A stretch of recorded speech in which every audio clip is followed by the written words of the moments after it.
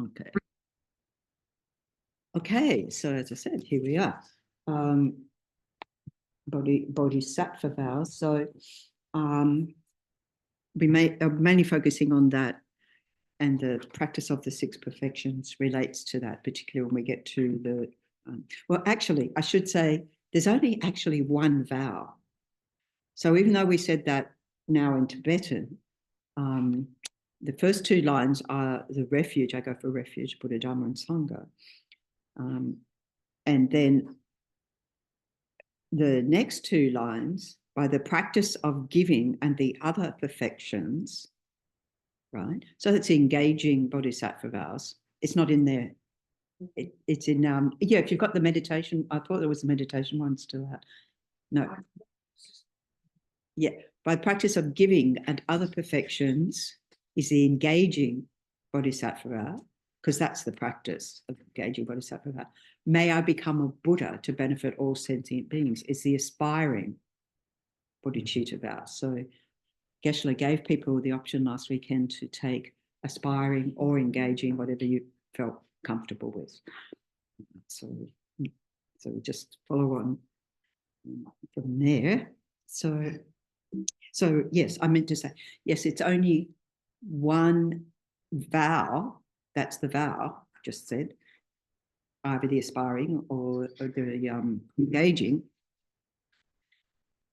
And however, why it says vows is there's 18 what's called root downfalls and 46 secondary downfalls. In other words, things not to do, right? So we won't be going through each and every one today, but just to follow on from last week. So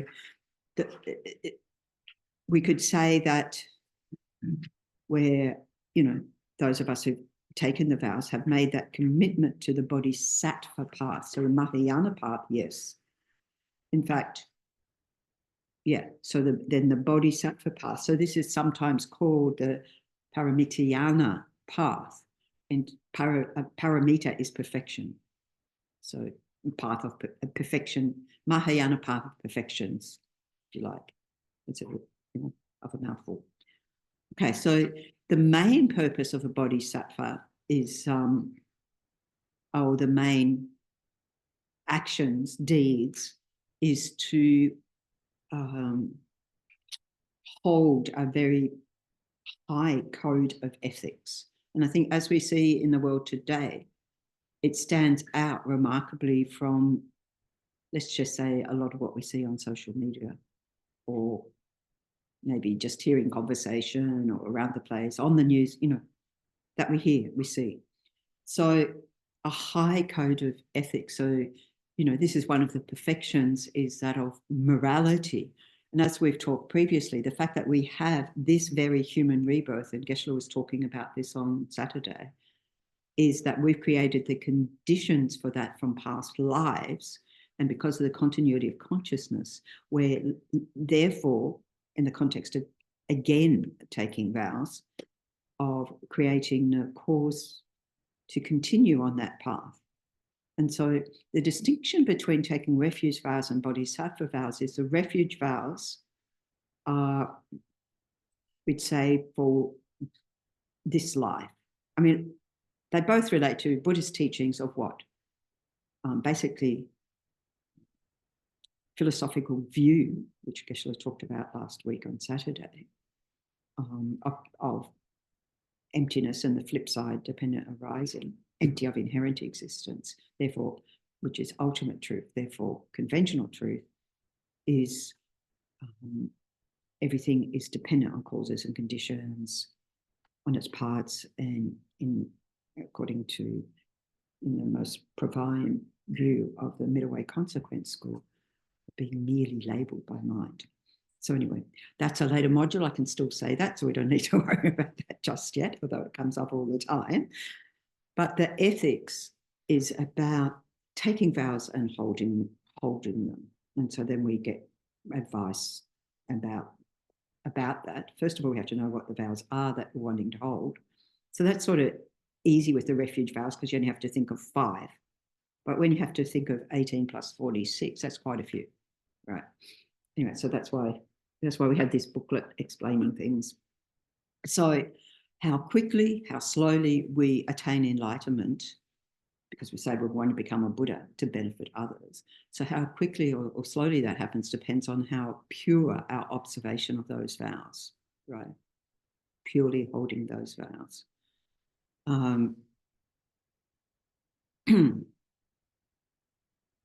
So the benefits of taking the vows, and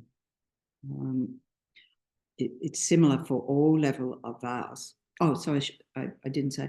Yes, the refuge vows are for this lifetime. A lot of it revolves on the body of this basis of this body, which we're going to leave behind. But the Bodhisattva vows is purely, well, there's actions, but based on your Bodhichitta motivation. So your intention, you can be doing the same deed you were doing without the vows, but having taken the vows and having that, even you're asleep, you're accumulating the merit of that. So it's a sort of easy way to accumulate merit. I'm not suggesting you sleep all day or night, but you know, I did say that to one guy in prison, the first guy I visited. And I said, if you do your Vajrasattva at night before you go to bed, because he was familiar with Vajrasattva, then you're not harming anyone, at least for 8 hours. He thought that was the coolest thing. He hadn't thought about things like that, you know. He's sort of like, 8 hours, because I'll be asleep. I won't be talking, I won't be acting, I won't be doing anything to harm anybody. So it's a good thing. Okay. And of course, having taken those vows to refrain from doing certain things, and that you hold that purely, then you accumulate vast merit. So this again, when you're asleep, you're not even intending to do or not do anything except get a good night's sleep, probably. And so, I mean, if you, before you go to sleep, you reinforce it with, I am going to sleep so that I get a good night's sleep, so that I'm able, in the waking state, to be able to fully benefit others. One time in Sydney with the Dalai Lama when he was teaching, he said, get a good night's sleep, 8 hours minimum. He's talking to adults. And he said, that way, when during the day you have extra mindfulness, if you meditate, it's easier, your mind's clearer, and you're more able to engage, you know, with a better motivation for others. You know what it's like if we're sleep deprived and grumpy. There's the story. Okay. Right. So to be born human, as I said in the motivation, that we have this precious human rebirth. Two of the conditions for that, like there's 3 main conditions. To get a human rebirth is practice of generosity. And then we talk about morality or ethics, maintaining pure morality. So we've done this before, and that maybe has been the cause for us to do now when we've met the opportunity that has come along, because we've got it in our mental continuum. It ripens right there and then, that karma. So the preliminary main cause of the precious human rebirth is having pure morality. In other words, in past lives, not only taking the vows, but also living purely. And you can see how significant that is, how difficult it is, right? Because there's always somebody to rub you up the wrong way. As Tenzin Palmo said, they're like sandpaper. They rub you up the wrong way, and in the process, you get smooth. But she has also said you can have too much sandpaper. So, you know, moderation, middle way. And also, in terms of a precious human rebirth, of having practiced generosity, because it counteracts the miserliness. That's why it comes first in those, the 46 downfalls related to the 6 perfections. The first one is always morality or ethical good conduct. It's a total, generosity is the first one. I was jumping. Generosity is the first one because it counteracts the miserliness of self-grasping, and the process of having the thought of giving, even we think, I don't have anything to give, but wishing to give, is like going from this to this here, please, please take. And we have wonderful examples like Lama Zopa Rinpoche, who would be given something, it would never go like this, be in his hand and out the door, pass it on. I also heard His Holiness, if he has something for 6 months and doesn't use it, it goes out the door. I just rang a friend for his birthday this morning, and he said, oh, I've got this pile of books and, trying to decide which ones I still keep. And I said, yeah, I'm in the club too. I said, they go in the box, and then the box closes, and then sometime later I've got to look again. Yeah, that grasping at things. Okay, so having practiced generosity to counteract this, miserliness, this self-grasping, right? And also having another benefit of taking the Bodhisattva vows, it's a requirement, a prerequisite for then at a future opportunity taking tantric vows, right? As Geshe-la said last week, the prerequisites for Tantra, on Monday night, those who were here, prerequisite for Tantra is, particularly taking tantric vows, is the 3 principles of the path: thoroughly understanding, renunciation, bodhicitta, and pure view, or correct view, we say, or emptiness. So to say the accumulation of merit of that it is possible if one's mind is ripe in highest yoga tantra to attain enlightenment. As sometimes they say 3 short years, or sometimes they say even 1 brief year of this degenerate age, meaning that when the conditions are difficult, and they're certainly difficult.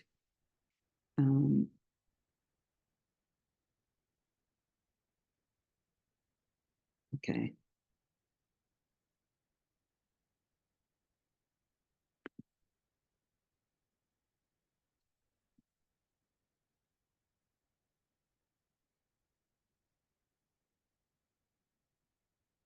Right. So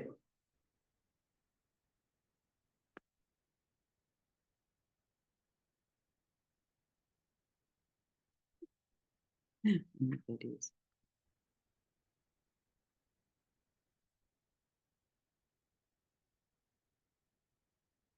So even though we say when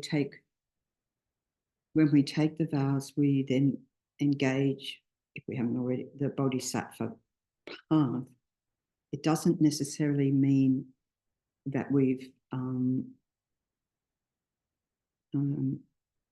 taking the vows doesn't mean you're a Bodhisattva. So that takes a lot more. A lot more.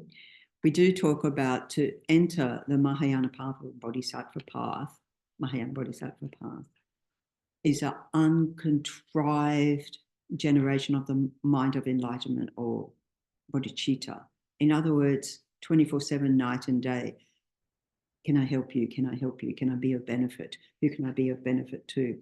There's no, can't I take a break? There's tough. So when that's uncontrived, you're entering that path, but we are creating the imprints for that. But it's also that bodhisattvas have not necessarily taken bodhisattva vows. Because if you're working for the benefit of all sentient beings, and you have the ability, say, on the first ground of a bodhisattva to emanate as 100 bodies, doesn't mean you're born into a Buddhist family or even follow the Buddhist path. And so there can be stories of great past body. Like, for example, His Holiness Dalai Lama said, Jesus Christ, great bodhisattva, right? So you would argue in that lifetime, Jesus Christ didn't take bodhisattva vows, but his actions were those of a bodhisattva, right? So those examples like that have realized that spontaneous, uncontrived bodhicitta, but, you know, abstain from taking the vows because they maybe, you know, haven't encountered them, or they're not ready to do it. Okay. So once we have generated bodhicitta in the way in which we do, we generate a motivation, we say the prayers and so forth, then we have the aspirational bodhicitta, and, you know, we make a commitment to never give up on that intention until we actually become a Buddha. So here we have Arya Chenrezig, the thousand-armed Chenrezig, second one along, who said, you know, if I ever despair, no, he wasn't giving up. Actually, giving up bodhicitta is cuts by the root your bodhisattva vows. It cuts immediately by the root. Actually giving it up. We're not when you say, oh, I just want to rest right now, but actually saying, that's it, I'm giving that up, I'm going for something easier. That is breaking the bodhisattva vow. Right? So then we never give up on that intention to achieve Buddhahood for the benefit of sentient beings, and guide them to lasting happiness. And so you can think, well, there's a qualm there, isn't it? Because, okay, I can say I can do that this lifetime, but I don't know what my next rebirth is going to be. I don't know if we remember any of this, or all of that. So it doesn't contradict. It's when you again have that potential that ripens to take bodhisattva again in a future life. So it's never not on your mental continuum, it's there. And so given that karma always multiplies, that karma gets stronger and stronger and stronger until the point that it's like, quick, who's giving bodhisattva vows? Can I take them now? Having checked them out. So it is highly recommended that we study the vows, must study the vows with the bodhisattva vows.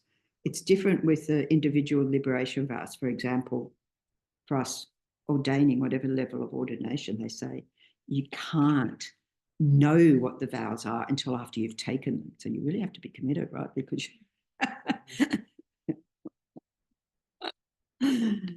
yeah.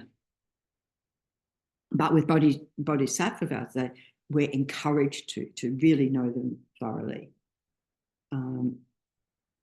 So, you know, having that aspirational promise is the aspirational bodhicitta, or bodhicitta with a promise. And so that when we take the vows, remember Geshe-la said, you know, recite after me, and then we'd say 3 times in the morning, 3 times at night. So I didn't check if it's in here. There's many versions, right? Page 17.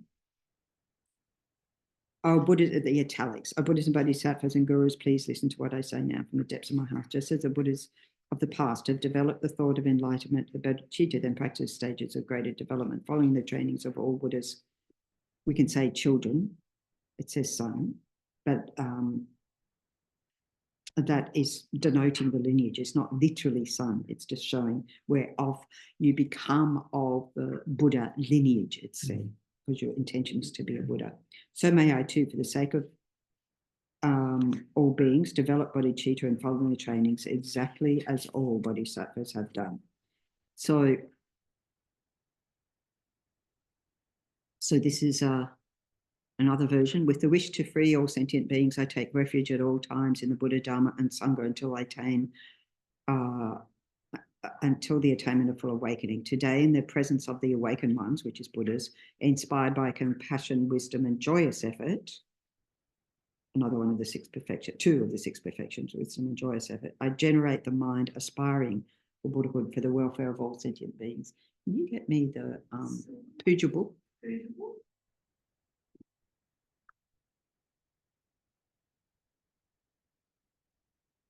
So we don't confuse that aspirational, those who've taken aspirational level, with actually taking the bodhisattva vows. It's always very confusing because one vow and there's it's not taking the engaging. So just look. So when we have Guru Puja here, those who have taken the vows, then we recite a verse 3 times. So that we're told to recite that bodhicitta motivation 3 times in the morning and 3 times at night.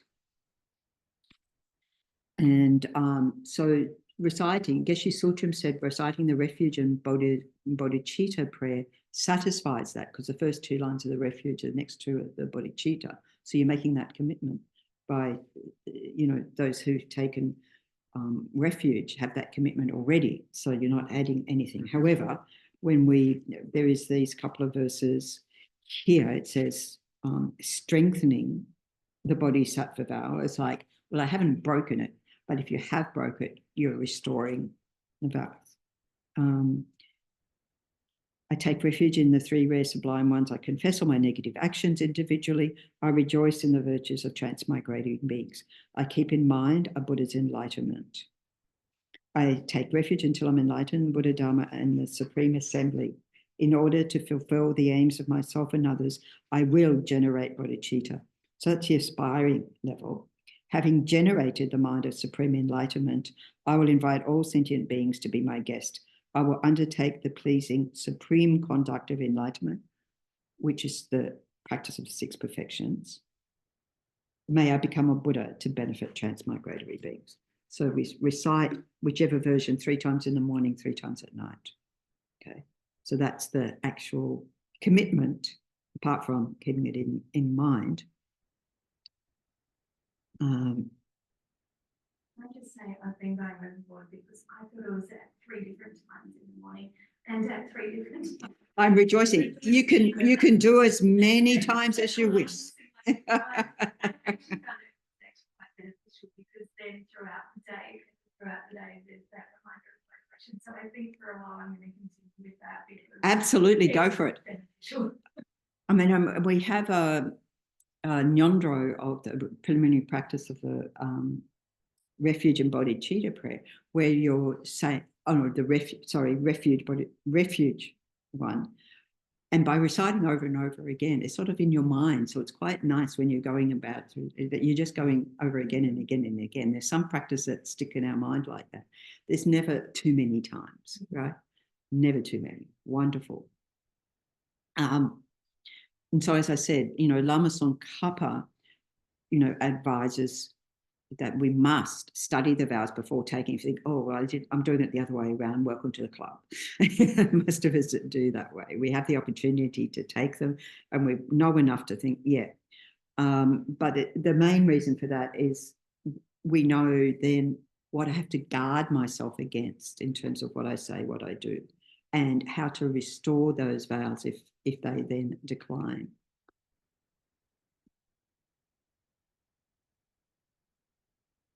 Okay, so I think I should get onto the vows. Otherwise, we won't even.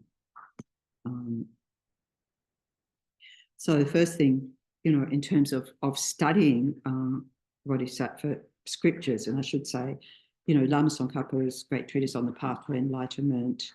There's a book by Geshe, a commentary by Geshe Sonam Rinchen on the practice of the 6 perfections. We've got one out there, Lama Zopa Rinpoche, on the one of patience. We have Liberation Palm of Your Hand, goes quite extensively. And of course, the most extensive is the Bodhisattva's way of life. Engaging in the Bodhisattva's way of life means engaging the 6 perfections.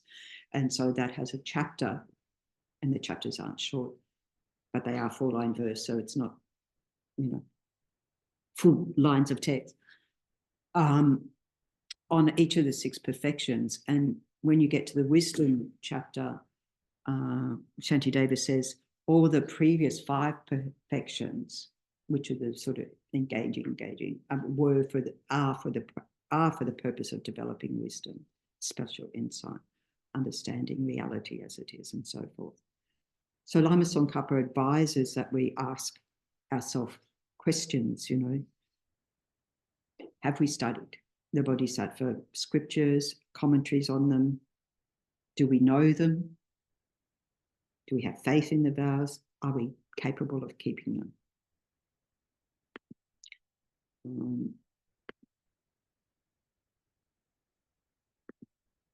Okay. So then if we turn to the actual vows, yeah. So we're not going to go through all of this little booklet.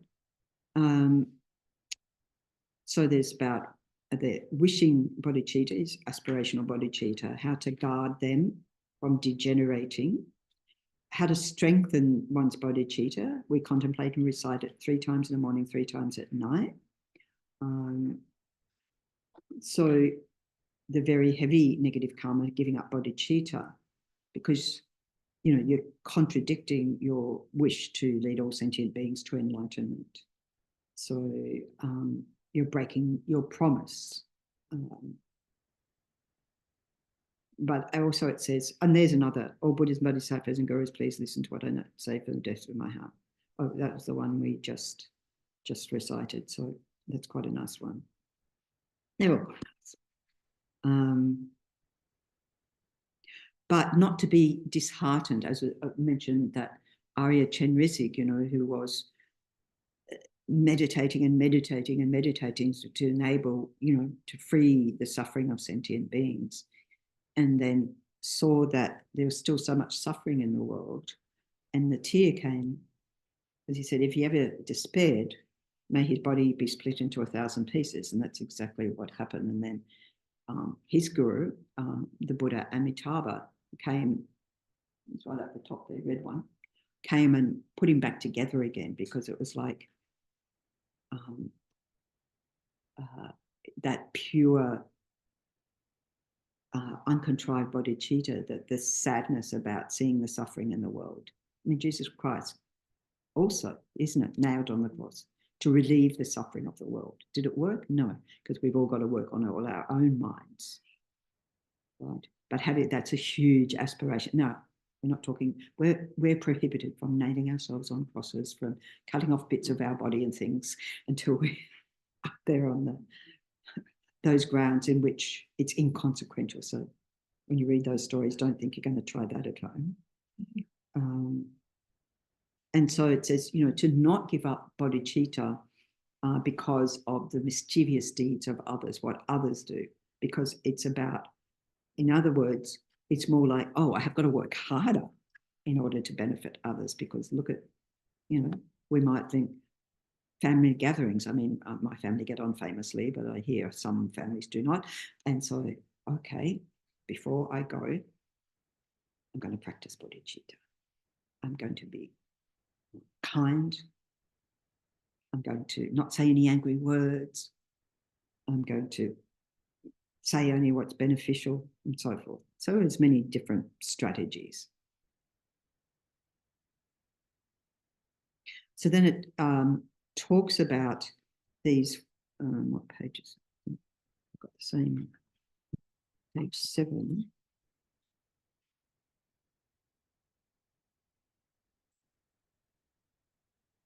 No, not page 7 in yours. Number 2, page 5. How to maintain and enhance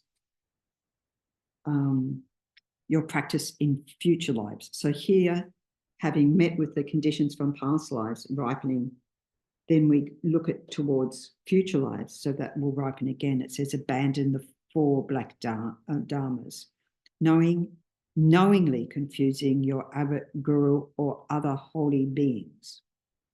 So a teacher, say, we don't know who holy beings are, but knowingly confusing them with lies, changing the subject when your guru asks you to do something that you think, I don't want to do that, or saying you've done something that you were asked to do, saying you have and you haven't. Have you done your homework? Yes. I remember in Sydney, one Lama who gave some commitments to the students, And then a few weeks later said, and so have you been doing that every day? Yes, everyone said. Now, and they look genuine to me, so I'm not sure, but yeah. So say yes or say no.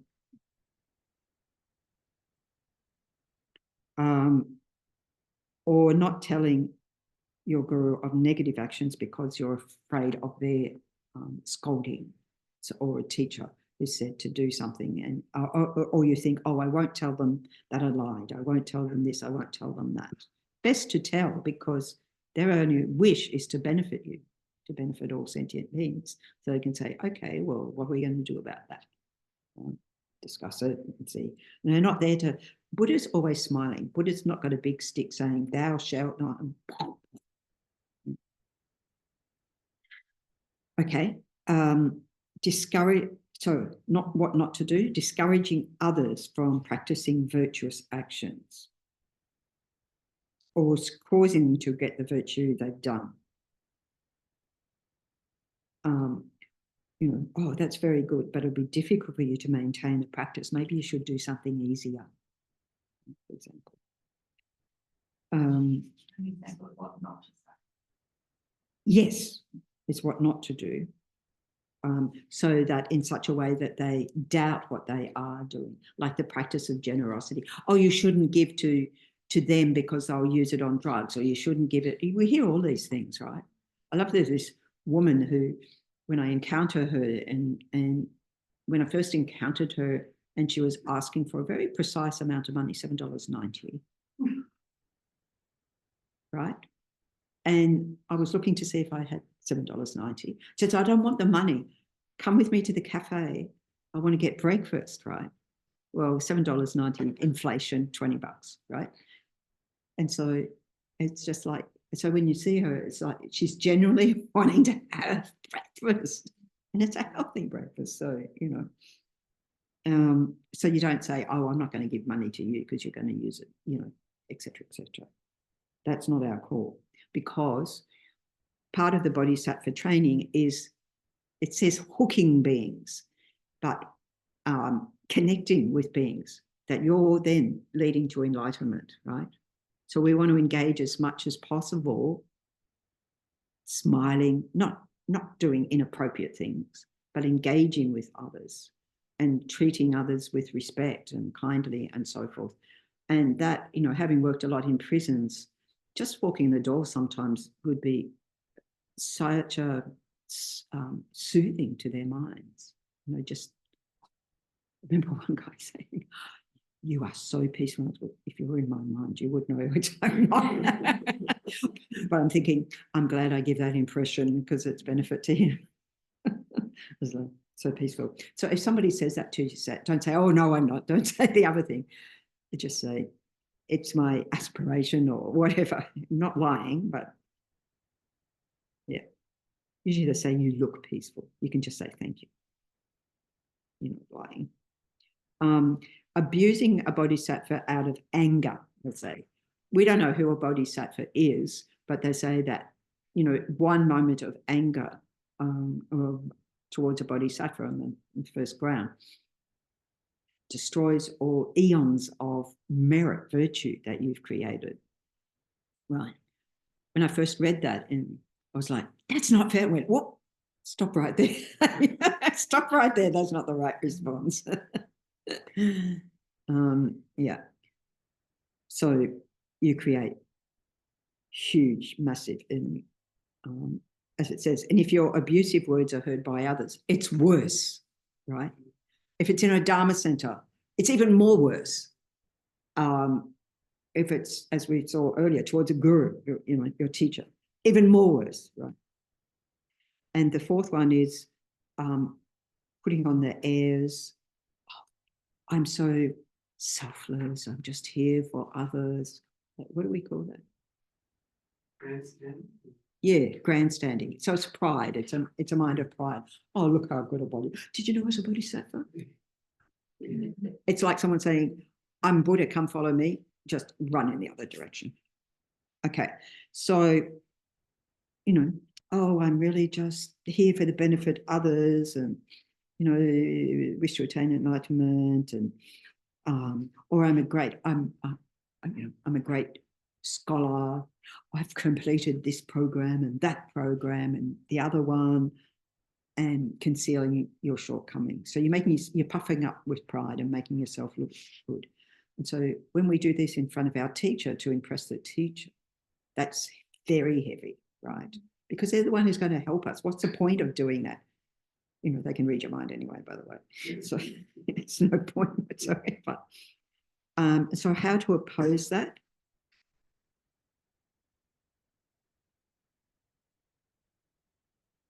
Abandon deliberately lying to any sentient being, whether for the sake of humor or even at the cost of your life. So for the sake of humor, oh, it's just a joke. No such thing as just a joke when it relates to the Dharma, right? It is not. Or even at the cost of your life. So it's like, I'm prepared to die rather than, tell lies, or not even telling lies. You know, in Tibet, when the Chinese invaded in 1959, and I remember reading this woman's story. She eventually became a nun, which is what she wanted to do. And when they were in prison, like she was in solitary confinement for a long time, but before that, the guards would torture people to try and rat on someone else, and none of them did. They just took the torture. Nobody would. So that's a bodhisattva attitude. I think we may not need such extreme situations as that in our life. How very fortunate. And not discriminating amongst sentient beings, not thinking, oh, well, I'm not going to pray for that one because, they were wasted space. And it's very difficult with some people who they may not be in our inner circle, but they may well be on the world stage, for example. Very difficult to have compassion towards them, right? I remember one time when I was talking about the previous Prime Minister, I said, he doesn't, to my teacher, and I said, he doesn't know compassion. She said, he says the word. So I had to sit with that and think, he says the word. So he doesn't know the concept, he says the word. Okay, just say good enough, right?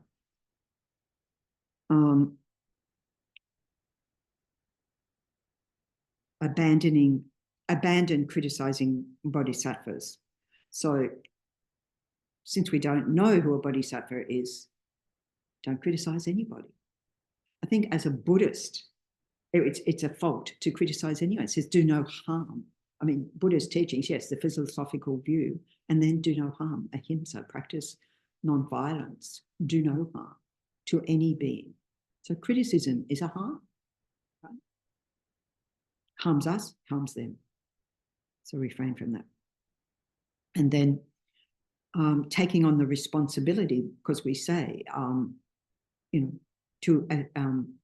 as I was saying earlier, Bodhisattva hooks beings. So it says to establish all sentient beings in the Mahayana path. We're not going out and proselytizing. We're not trying to convince someone.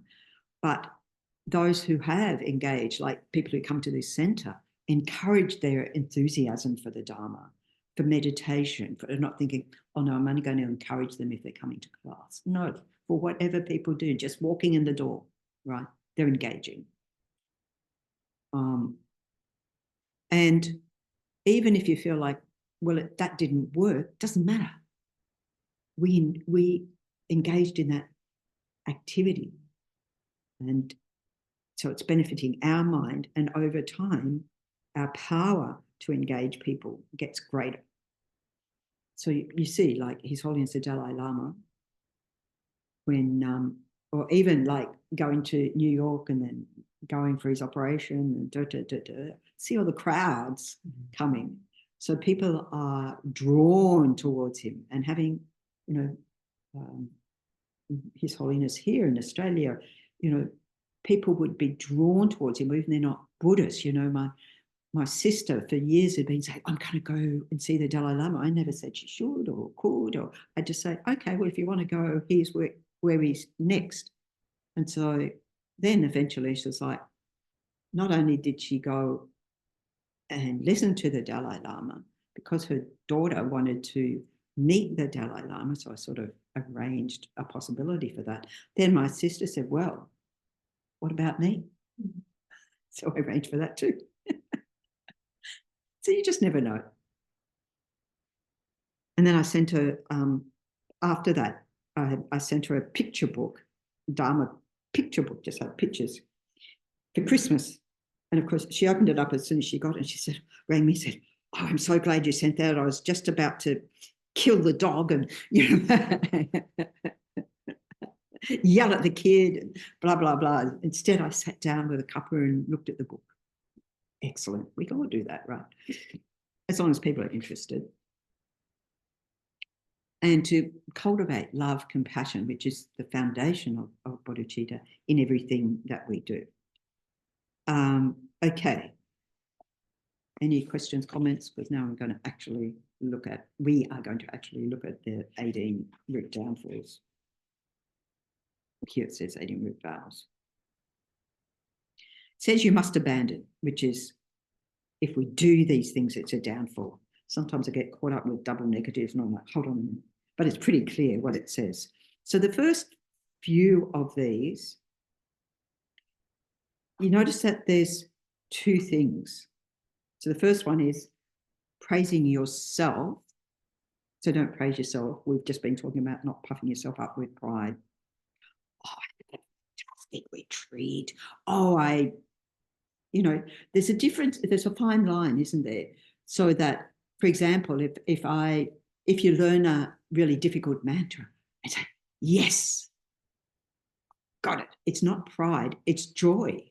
And we need to do that rejoicing as much as possible, rejoicing in our, whatever we do in the Dharma, that I even remembered to, sort of smile at people throughout the day or do something nice for somebody. Rejoice every single time. It uplifts our mind, and that gives us more confidence that we can do it again. And then more we do it again, becomes familiar, and we just becomes a habit. So that, not that, but praising yourself. This, oh, I'm a great, scholar, whatever. Or belittling others, which is the opposite, putting others down. So praising ourselves is a self-cherishing mind. Belittling others is going against your vow to benefit others, because you want to receive admiration, you want to receive praise yourself. Or you praise yourself so that people give you things. I'm the best teacher that ever was, or I don't know, I'm the perfect whatever, and so the next one has got two bits. Even though you are able, so notice it says if you are able, this is about generosity. The practice of generosity is the wish to give. If we're able to, on top of that, it's a bonus, but we can also visualize giving what we would wish to give. As one student sitting in teaching with Lama Zopa Rinpoche when it was really hot and visualized giving a glass of water to Rinpoche, and Rinpoche looked up and said, thank you. He visualized it. He didn't actually give it, right? I told this to a group at Copan, and one of the guys came back and said, it didn't work. I tried it out. Did you check your motivation? I was testing, there wasn't a pure motivation. It got to be a pure motivation. Anyway, so not giving is that miserliness, that self-grasping, mine, it's mine, which is self-cherishing. So me and mine, grasping at this inherently existent self that doesn't exist anywhere on any atom. And on top of that, it's mine, like you see little kids do, mine. And as one of Buddhist mums said to her child, yes, because it's yours, you can share. It is yours, but because of that, you can share. So not giving material aid. So we generally talk about, if we're able to give shelter, if we're able to give, you think of all the homeless people, for example, if you're able to give food, like the students who do the, what's it called, Seeds of Hope, giving meals, 120, like we've heard Pauline talking about, you know, 120 meals to people who are in need.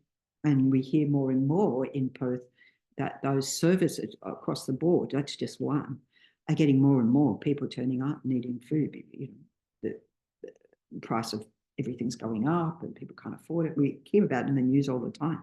We can do that, right? We don't even have to be the one to buy it or cook it. We can just go and serve meals, which is just giving a bit of time and meeting a lot of wonderful people. You know, Dalai Lama, when he was in Sydney one time, went to Exodus. So Reverend Bill Cruz runs this, they give hundreds of meals every day.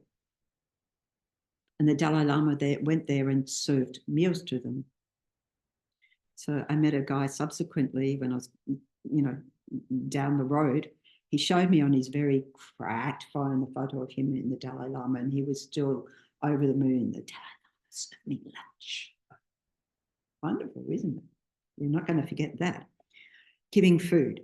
And you see our Lama Yeshe, Lama Zopa Rinpoche, that all, you know, offer meals to students and so forth. So giving medicine, you know, maybe those who are doctors who are giving that sort of support, advice, and so forth. So that's the practice of giving. If we can give something, if not, we just work on our capacity. We can all give people time. And the second part, it says not teaching Dharma to those who are suffering, which is all of us, and without a protector. In other words, they haven't met the Dharma, let's say, or they've met it, but you want to be top of the class, or I don't know, you just want all that knowledge for yourself, you know.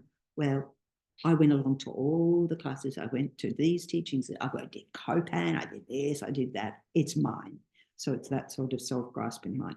I haven't met anybody in that category once I meet the Dharma, but I guess there can be elements of that in us. And we think, well, I'm not a teacher. And that's a very wise thought if you're not. But we can all, by our example, be the example. We can offer free books if people are interested. Like, for example, when at my father's funeral, a nephew of mine was 10 years old. And after the funeral, we were sitting around chatting, and he goes, you know, because I'm a Buddhist nun, so he goes, teach me something that in the next 10 minutes, that I can use, that I can take away with me. So I taught him how to meditate on his breath. And, you know, my Muslim nephew, right? A little while later, my brother, his father, calls me and says, he wants some Buddhist books to read. And I think, he's 10 years old. But no, and I thought, I don't really have, where I was at the time, I didn't have like the children's books or anything like that. So I think, becoming your own therapist. He rang me up and says, that's great.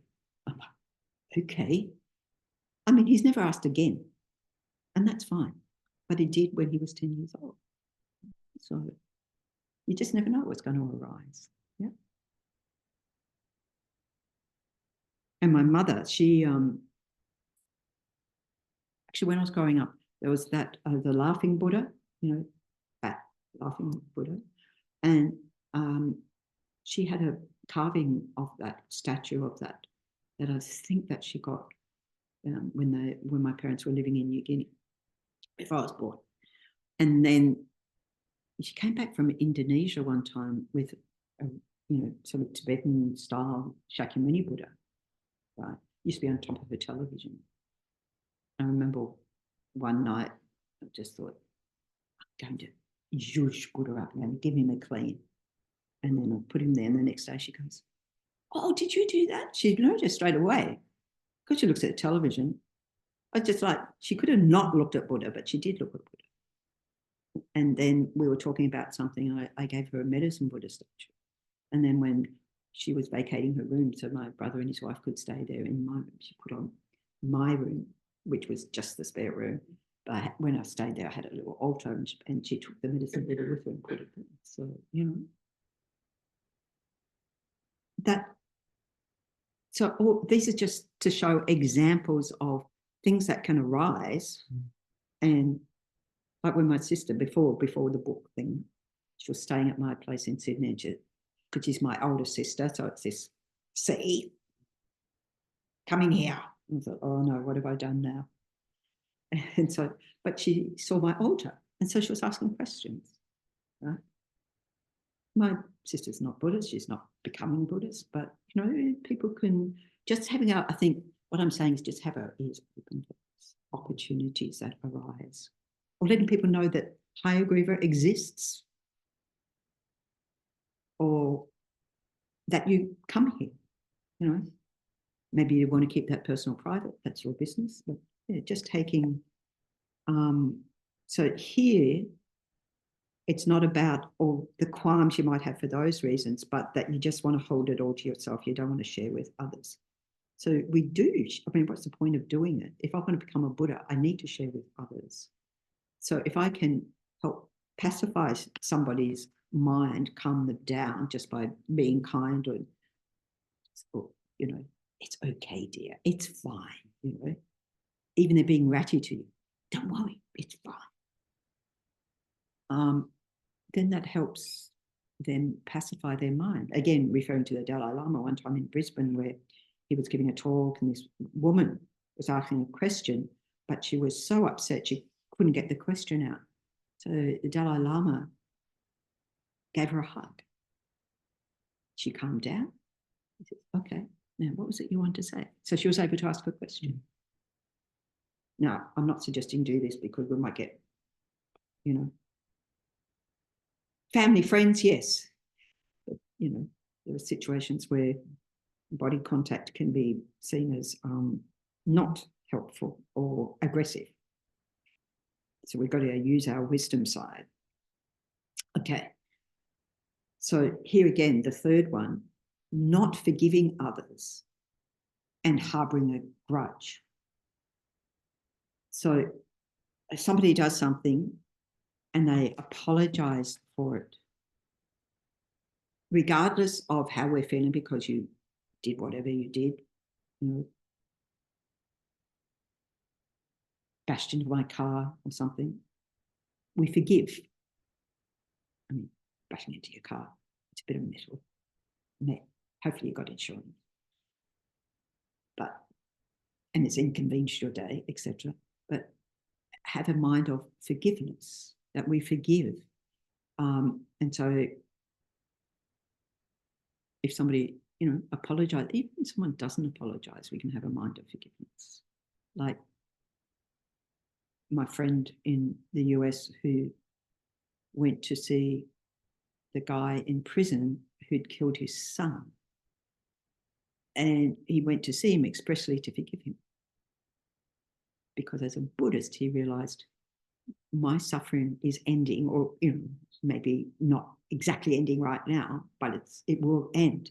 His is beginning, right? Because you can think this lifetime, future lifetimes, the karma of killing, of taking a life, a potential Buddha, is very heavy. So even you don't have that idea, because you see people sometimes outside courts or whatever, when something really awful like that happens, and they say, I forgive him, I forgive, you know. Doesn't mean you condone what they did. It just means you forgive the mind, let's say out of control mind, crazy mind, violent mind, whatever. So you're not condoning violence or abuse or anything like that. You're forgiving on the basis of, here is a suffering person, much greater suffering than me.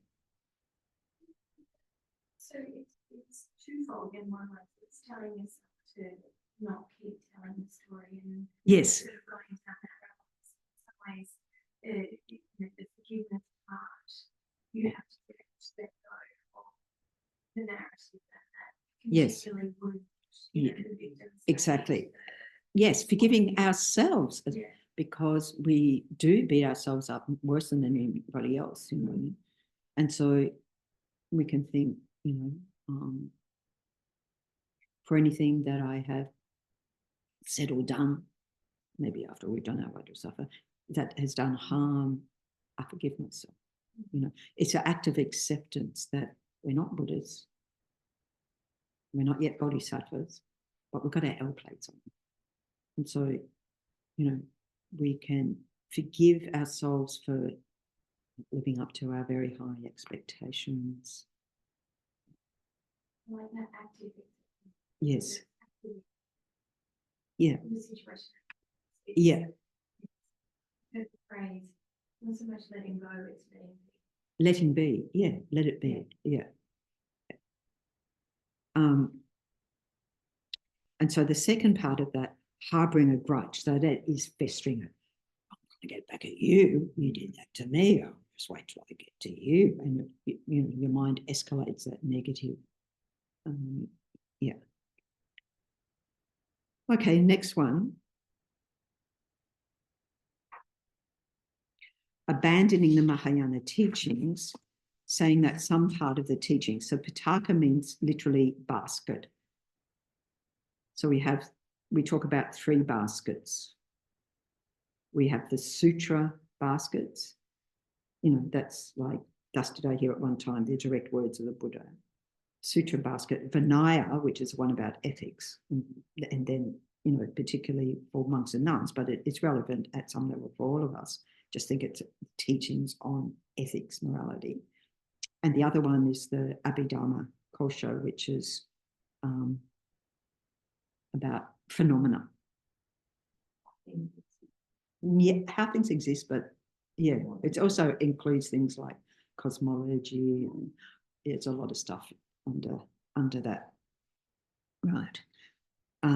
But saying these are not teachings of the Buddha. Of course, we check up that they are authentically teachings of the Buddha, because there's a, you know, if I go online and I can't tell where that has come from, I'm not saying it's not a teaching of the Buddha, but it can't be verified, then a question mark arises in the mind. So, of course, check our sources. But, you know, that's not dismissing the actual teachings of the Buddha. It's dismissing something that fits into this other category of profounding your own fabricated or perverted doctrine. So that happens. People mix it up.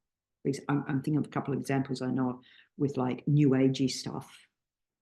And nothing wrong. I'm not saying New Agey stuff, anything wrong with it, but it benefits people, but it's not the Dharma, right?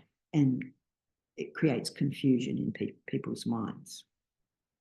It's actually on the website, not sure in that title, but it busts misquotes from the Buddha, where it has been mixed up with New Age stuff, or it's been it's actually someone else's words that have been attributed to the Buddha. Yeah.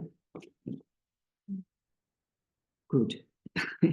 Anyway, handy dad. The next one is what not to do. Take back offerings that are made to Buddha, Dharma, and Sangha. So taking it back would be I don't mean when we put offerings on the altar and just think, oh, I'll have that. Because we do actually take back the food offerings in a way, because we don't want to leave them on the altar and then nobody can benefit of them. So, but we have a mantra to transform it into not a sort of blessed entity, but into ordinary food or whatever, drink. So that's fine. You go through that, or taking them by robbery, such as using for your own purpose material dedicated to the Sangha. So I never saw this, but it can happen in a monastic, like when we're at Chenrezig, and there was this, people would bring, say, a basket of food for the nuns or nuns and monks, or for Geshe-la or so forth, and it would be there. And if you knowingly take it as yours, right? So there was an example that I can think of right now where when Dalai Lama was teaching one time, and I was part of the sort of care team for His Holiness, and I gave somebody a job because I'd been told, you have to have this job. You have to have someone do this job. Your job is to sit in the front row, lucky them, the whole time, keep your eye on, it was actually a glass mug, His Holiness mug. That was their one and only job. Keep an eye on the mug. And so His Holiness finished teaching, leaves the stage, we come back, glass mug's gone. So I go to this person and say, you were supposed to keep your eyes on it. Oh, I didn't think I was supposed to keep keeping my eyes on it. But someone souvenired it. Someone souvenired it. I mean, they came and apologized, but someone souvenired it. I mean, from your heart. They were very upset, actually, that I pointed out that that's stealing. They were really upset because it's like, no, I'm souveniring. This is, you know, Dalai Lama touched it, drank from, you know, whatever. So we have a lot of mixed karma like that. So that would be an example. Next one, abandoning or despising the Dharma, criticizing the scriptures or practices of any of the three vehicles. So we talk about Shravakas, hearers, they're called hearers, Pratyeka Buddhas, solitary realizers. In other words, the hearers listen to teachings and progress on the path. The Pratyeka Buddhas don't need to listen to teaching, so it arises in their mind stream, or bodhisattvas. So these are called the three. So you may say, oh no, I'm following a bodhisattva path. Over there, they're following those other paths. They haven't got the real Dharma. Or even the bodhisattva path, they haven't got the middle way consequence school.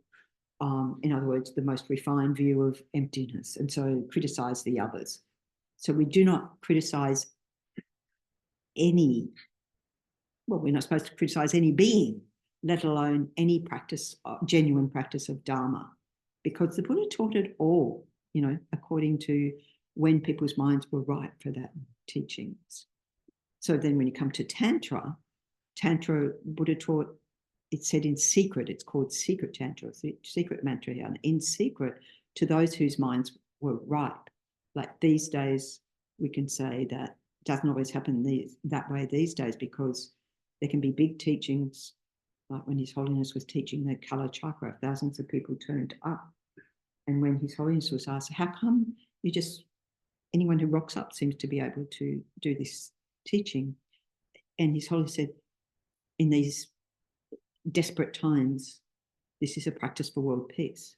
And then, so you may not even take those vows, but even taking the vows, you think, I can think, you know, become a Buddha in 3 short lifetimes, dream on. You know, I tell myself, well, it's not that it's impossible, but we check up where we're at. And so we even whatever level of teachings, I think, just take as blessings. But here, you know, it says like following the Mahayana path as we are inclined to here. It doesn't dismiss Hinayana. It doesn't mean you can't go elsewhere because they've got, you know, they've got the goods on mindfulness and so forth. But you're not even criticizing people for following a path of self-liberation, because all of us in the end are going to become Buddhas. Yeah. So it says, criticizing in that way is heavier than destroying all the stupas on earth. Now, I have no idea how many there are on earth, but I remember being on pilgrimage in India, and in this one little area, there was 146. Yeah, it's a small area, right? 146. So, you know, there's a lot of stupas. Or if you go to somewhere like Myanmar, I'm supposed to call it Burma or Myanmar. And they have the 1,000 golden stupas. So, you know, you can pick up many examples. So even heavier than that is criticizing any practice of the Dharma, of any, you know, genuine tradition. So the next one, harming an ordained person. So sometimes this is shortened down to disrobing monks and nuns, right? It doesn't mean you're taking the robes off them. Well, it means stealing their robes. So here, stealing their robes. So we're talking about someone who's taken bodhisattva vows. Because at one of our conferences in Sydney, me and this other nun parked in the cheap car park rather than pay more money across the road. The more money across the road had video surveillance. The cheap one didn't. And when we came back to the car and our bags were stolen, which included robes, altar, and so forth, items for, and we thought, well, I mean, first of all, we're thinking, now, what's our karma? Of course, we don't know what our karma is. Our karma was to have them stolen. But what about the people who stole them? What about this? I mean, I know that at a very conventional level, they're probably very disappointed when they're in the bags. But then I thought, then they had karma to see Buddha statues, to see robes, very mixed karma. But if you knowingly know that that's an offense, stealing their robes, or causing them to lose their vows. So there are a lot of monks and nuns, ex-monks and nuns who disrobe of their own accord. So this is not them doing of their own accord. This is you causing them to give up the vows. It's hard to say. I was thinking of the example when the Chinese force monks and nuns to not live in the monastery, to not practice, and so forth. But are they giving up their vows? In their mind stream, maybe not. So there can be conditions where that happens.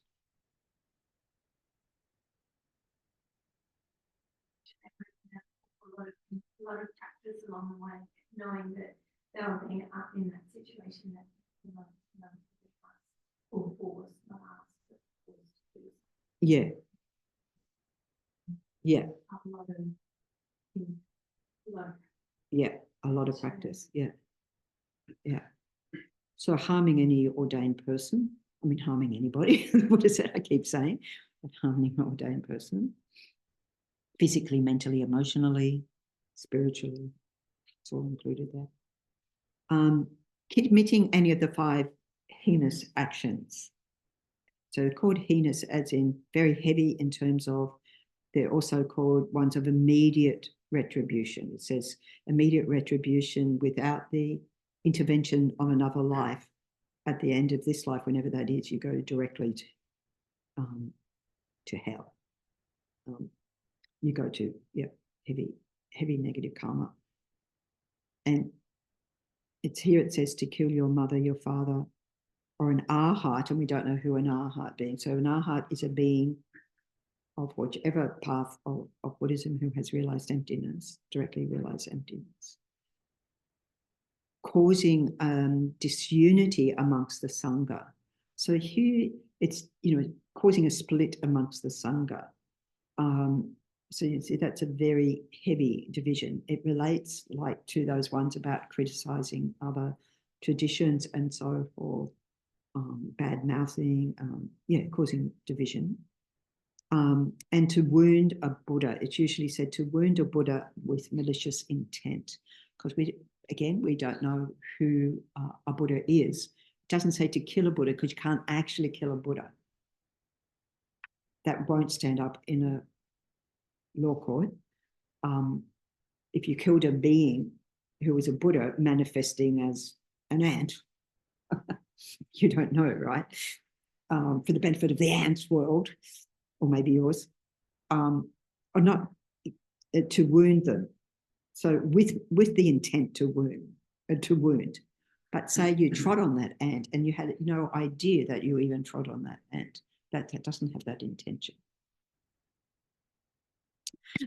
Cultivating and holding wrong views such as sectarianism, which relate to that, sort of criticizing other. And I would extend sectarianism to all, very much engaged with interfaith work. And I think anybody engaged in interfaith or faith leaders are taking on the responsibility for the rest of the world. It's not just us Buddhists. They're all in their own way, with their own views, taking on responsibility. And as the Dalai Lama says, if you're Christian, be a good Christian. If you're Muslim, be a good Muslim. If you're if you don't have a faith, be a good person. Like, it's like on the side of good, on the side of benefit. Denying the existence, so this is as a Buddhist, of the three jewels, so Buddha, Dharma, Sangha. Be very, because that would be like, if you're denying the existence of that, you're giving up your refuge. That's one. So that, yeah. Or denying the existence of the law of cause and effect. And there are people who call themselves Buddhist who deny the law of cause and effect, and just like, how can you be Buddhist and deny the law of cause and effect? Karma, that a positive brings a positive, a negative brings a negative, that everything we think, say, and do has its consequences. And that I want the consequences to be the best possible outcomes. Like, how can you deny that? Well, people do. Usually on the negative side of, well, I got away with it, nobody noticed. The Buddha didn't come down on me with fire and brimstone, I'm okay. Destroying any town or country. So this is as on the Bodhisattva path, having taken this path of ours, just saying, because a lot of these things happen in the world. Destroying any town or country, such as by fire. You set off a bushfire or whatever. Bombs, pollution, black magic, and so forth. So pollution's an interesting one, isn't it? It's saying destroying a town or country by that. So that's pretty heavy pollution. But we can think about that and say, okay, how can I minimize my environmental impact? Like, we're all polluting, but how can I minimize that? Yes, but then can you even flip that on the other side? Like, say for the fire, you know how often you do the house and yes, it's not a town, a community. It's not a community and a community of animals. yes, So, this is I had that thing of destroying anthills or something like that, or beehives or whatever. It's not what this one specifically is. But I think, like I was saying about the pollution, saying, how can I minimize that? How can I not destroy those habitats of beings, or not, or to protest against, like when we first came here a few years ago, then we were down in Bunbury, and a lot of protests about the roads being or whatever, and destruction of the tuat tree, for example. Yes. And if you say a tuat tree is actually a whole city or world system for many beings, right? So there are ways we can think about it to minimize our impact and to reinforce our commitment to never do any of these things. I mean, if you take the black magic one, the only story I heard about that was Milarepa, and it's just like, went to black magic school, just like, you can go to black magic school and learned how to use that, because it was about his family had land taken away, and so his mother sent him to black magic school to take revenge on the village. And so he was able to use the elements to destroy the village, and consequently so many people died, let alone even thinking how many other beings died in that process. And of course, subsequently he met the correct teacher, Mapa, and followed his exact advice down to the letter straight away, and then, you know, became enlightened in that very lifetime, which the prisoners all love that story. They think, oh, I haven't done that. Okay. Teaching voidness, which is emptiness, who are to those who are not trained or not ready to understand it. We might say, well, forget it, I'm not up to teaching emptiness to anyone. But we could be having a conversation and talking about emptiness, and people hear nothingness, like nothing exists, nihilism.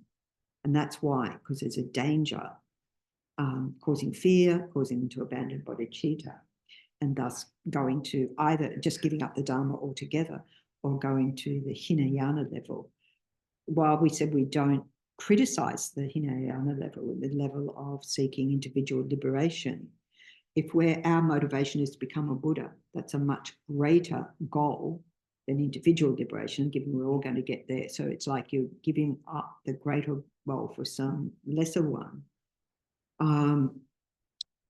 But they still have teachings on emptiness, so I don't know what. Anyway, the main proviso is that we're not wanting to create any fear in people that, you mean,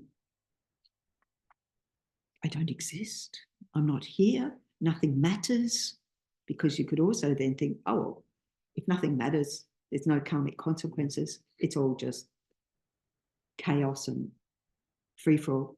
Everything has its consequences. There are nothing happens by accident. We might understand why it happens. I have Christian friends who say, it's God's mystery.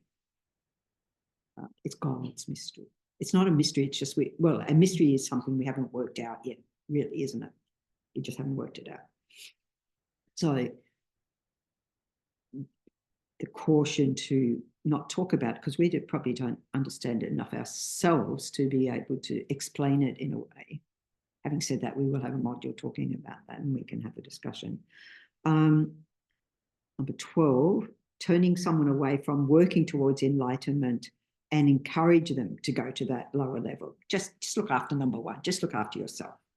For example, someone's training in bodhicitta and you say, you will never attain enlightenment.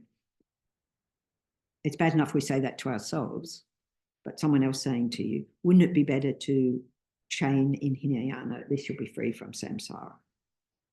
You think.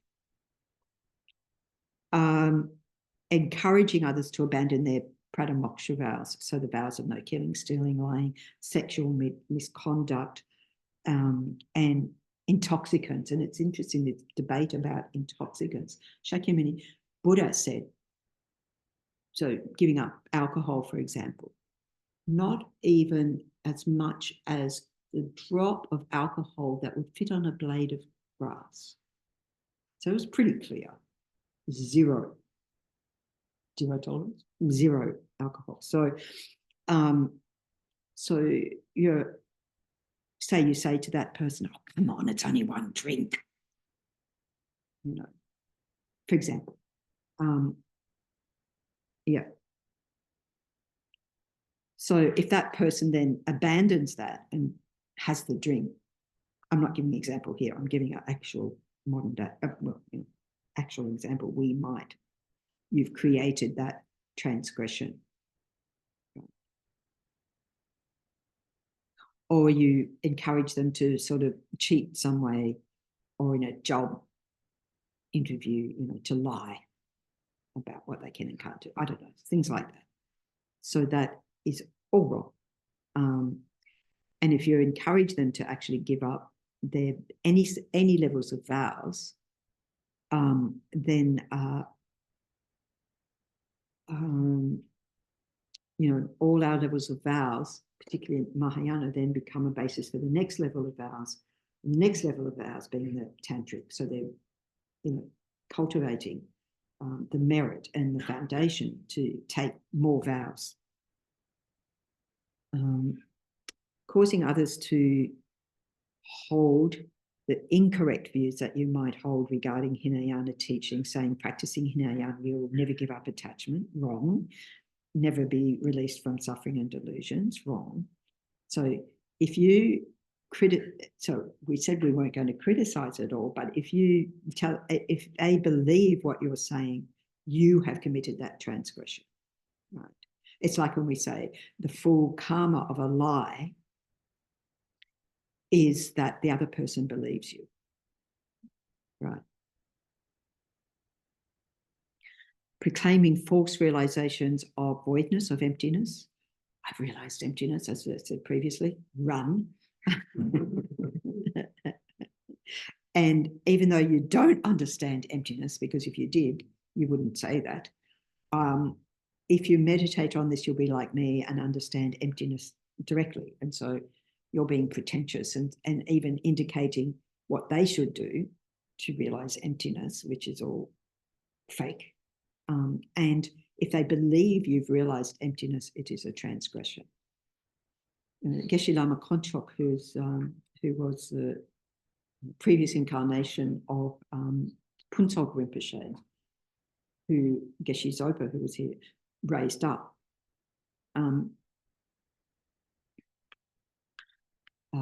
Geshe Lama Khanchog, after he passed away, passed into Parinirvana, Lama Zopa Rinpoche said, I understand now what he was saying to me when he said something very elusive, was that he had realized emptiness, but didn't even to Lama Zopa Rinpoche say, oh, by the way, I've realized emptiness. Would you want to said it like that? But he gave some sort of indication. When he passed away, when we talk about Buddha relics and so forth, so he left in the, many things left in the fire, cremation fire, but one thing was these relics that were all the 5 Buddha family colors. Amazing, right? You've been to his where the relics are at Kopang. And it's just like it's beyond understand. Yes. Yeah, I took some students there. I didn't say anything about relics, anything about the power of relics. I just said, you know, there are these relics here from Geshe Lama Khanchog, and people went in and they started coming out going, whoa, that's powerful. That's too much. You know, overwhelmed by that energy. Number 16. Accepting as gifts material you know has been stolen or embezzled from the 3 jewels, or from a, here it says bhikshu, you should have bhikshu or bhikshuni, in other words, fully ordained monk or nun. Probably you could extend it to monk or nun, like we said previously, and not taking. But somebody else has done the stealing. You know it has been stolen. Somebody rifled the donation box that was the Sangha fund or whatever and gave you, and you accept it. That's a downfall. Taking material from someone who's meditating on calm abiding and give it to someone who merely recites texts. It'd have to be a context, wouldn't it? Because if it was a text and that person wasn't, well, it's taking it, it's stealing anyway. That's true. But you think, oh, you don't need it, you know. You don't need it because you're meditating on calm abiding, so you don't need this. So you're interfering with their spiritual path. And doing such may cause the meditator to abandon their practice. Because there's another thing about abandoning, is interrupting someone when they're in meditation. Because I remember being in a teaching over East, and we were meditating, and this one interrupted that one. What I didn't know, which I subsequently knew, is that they were partners, and there was probably some reason for that interruption. She's meditating and you're interrupting. Because sometimes it happens here, isn't it? Especially if you're in the teacher team. It's like, sorry, can you come and help if you're volunteering? But this is where you're trying to, where you're actually damaging their practice. Nat, you had some other.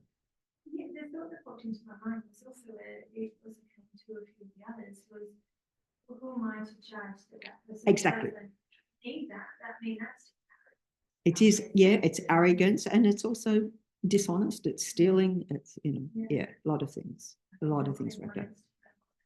Exactly. It felt very, when you were talking, it felt very. Oh, this is so-and-so's, but he won't miss it here.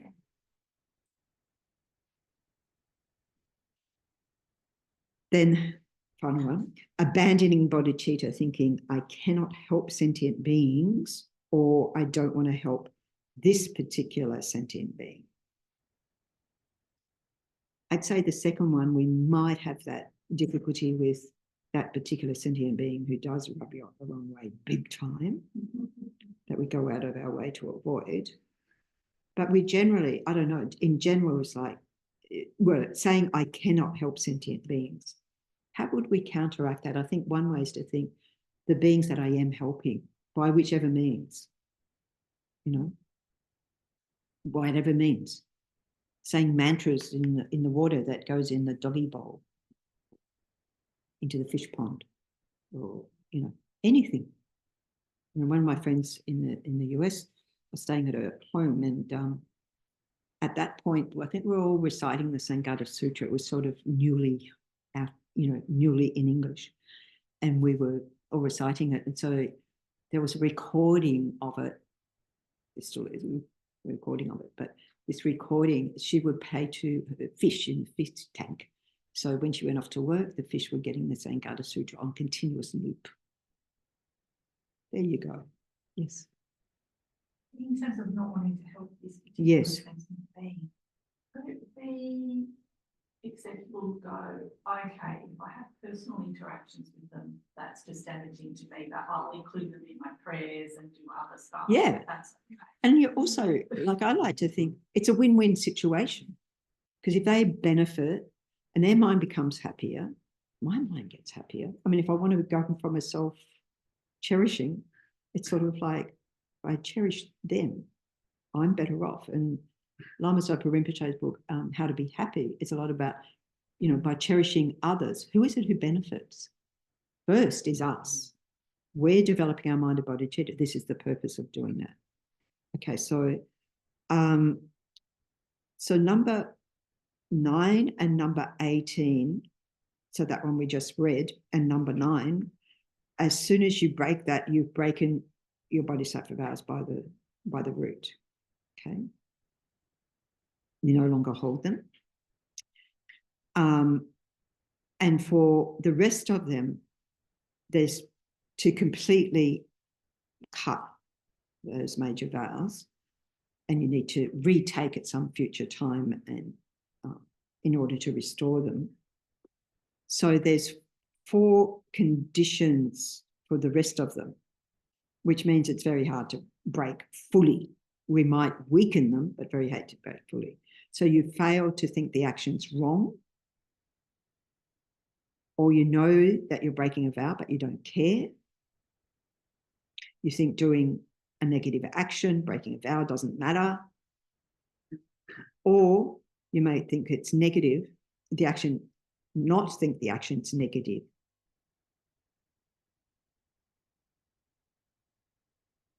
Recognizing that the action is negative makes the transgression incomplete. This is why we need to study and read the commentaries and so forth, so that we know what it actually relates to. So we actually familiarize with the vows themselves.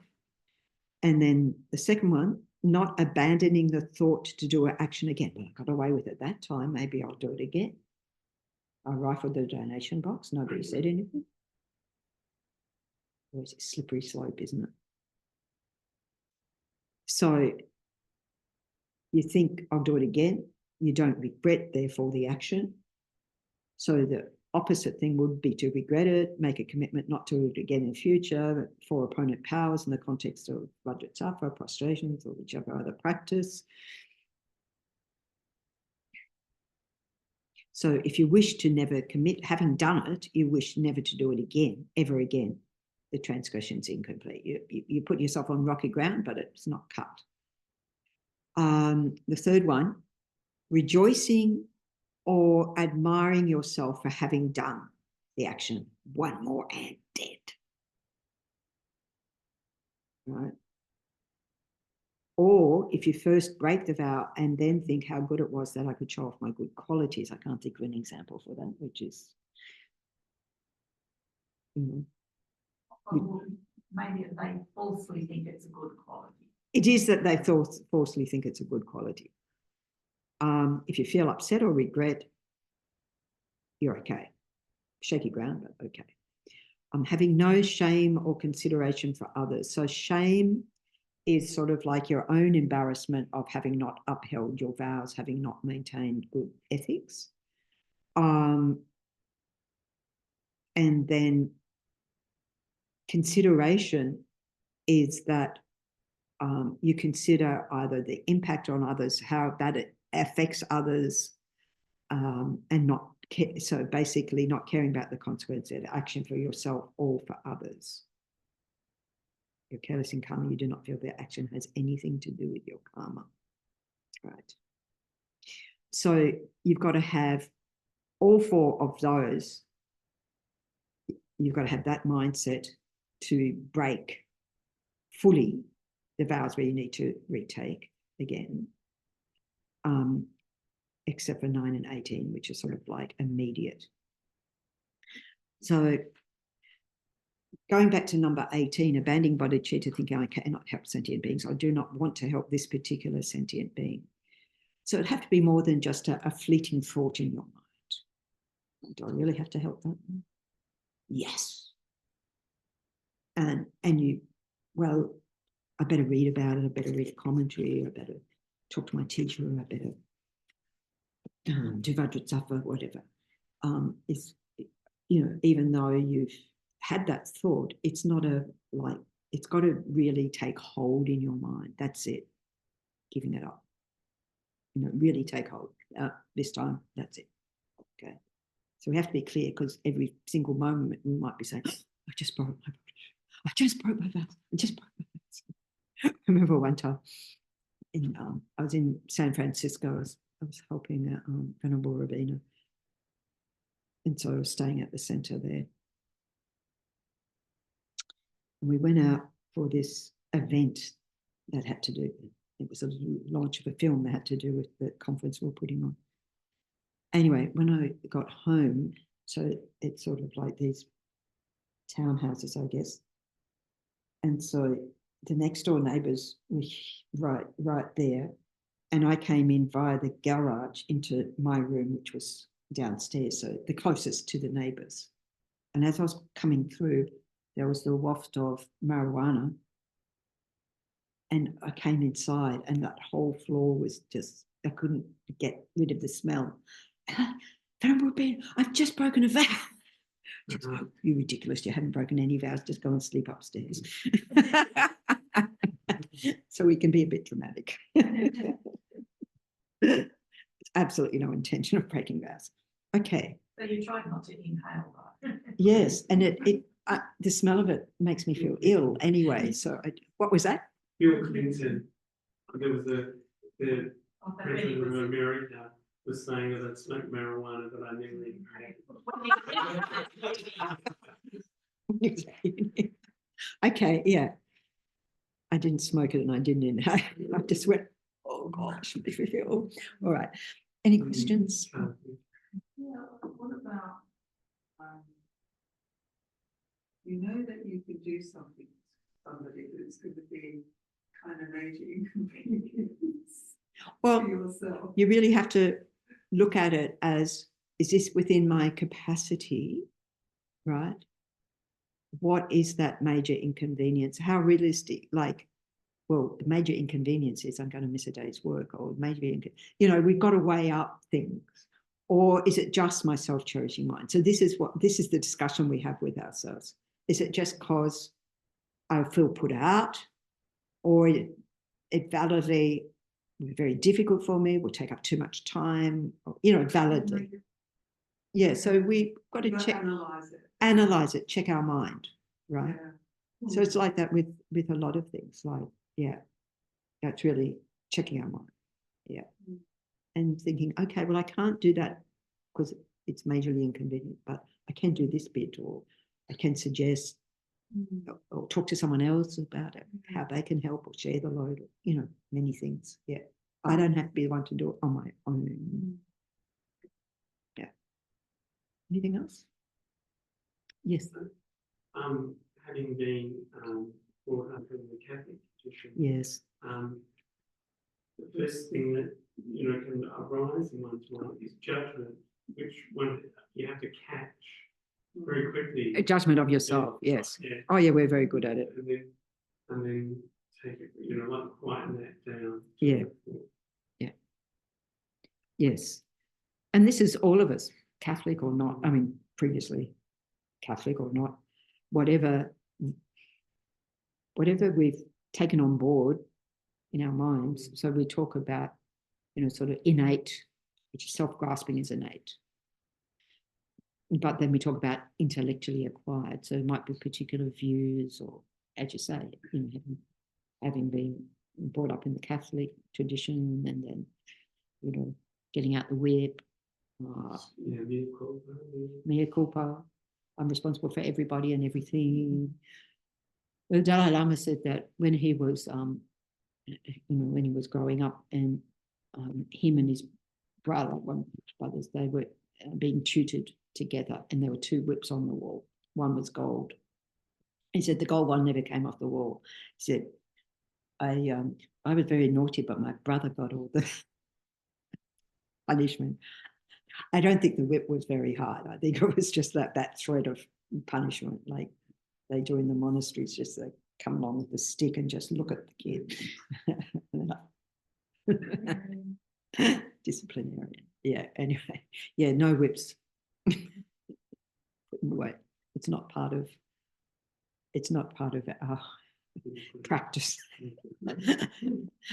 So yeah, this is part of our work in progress with ourselves, isn't it?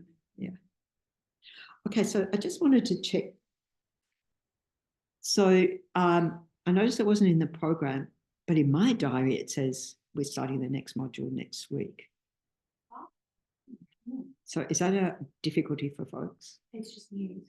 I know, I have to get it. Yes. Is that a difficulty? Is a major inconvenience to have to announce it?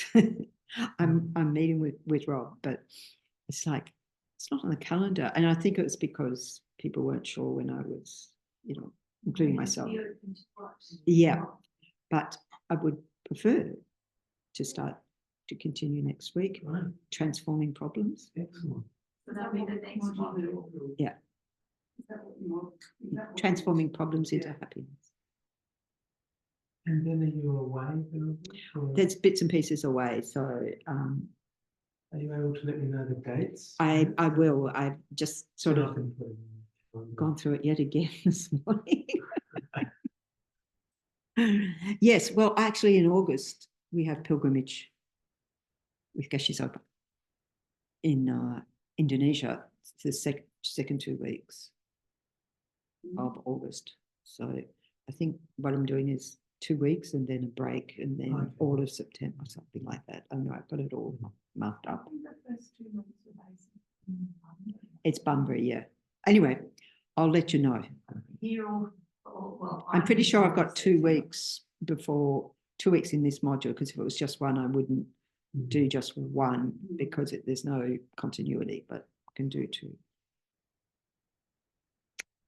28th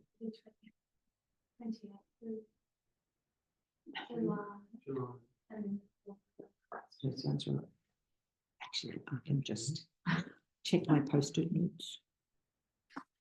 And that's July and the 5th of August. Yeah. Correct. And then all of September. Anyway, yeah, I'll let you know. So basically for module 11, I've got all of September and then October the 20th, or no, all of September. all of September for teaching or away.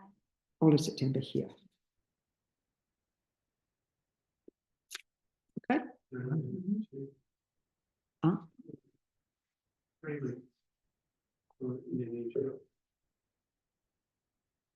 Well, I think one of them is a week in Bunbury, as Venerable Prabhupada said. Yeah.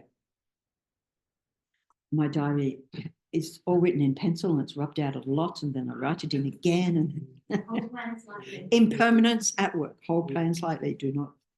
It's great. Keeps you on your toes. But it's good that other people actually know when I'm in here. Okay, dedicate. Dedicate. Here. I went a little bit over.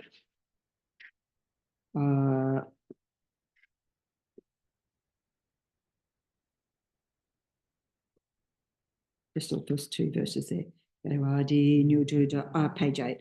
Lama Sangye Dragune Drowa Chikya Malupa De Sala Gopa Sho Janchup Sencho Rinpoche Make Panam Ke Kuchi Kepa Nyampa Mepa Yang Gone Gondu Pelwa Shu.